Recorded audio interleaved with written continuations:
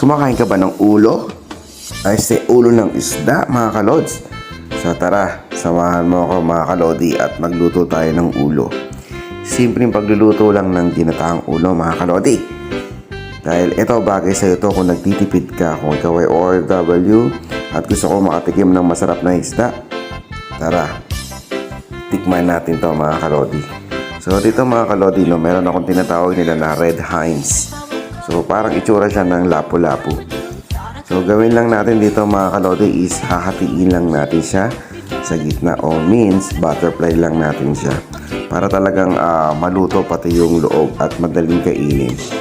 So sa mga taong na gagamit ng kutsilyo dyan at ingat-ingat kayo sa paggamit ng kutsilyo, no? Dahil medyo mahirap para talaga mga kalodi na magbiyak ng isda.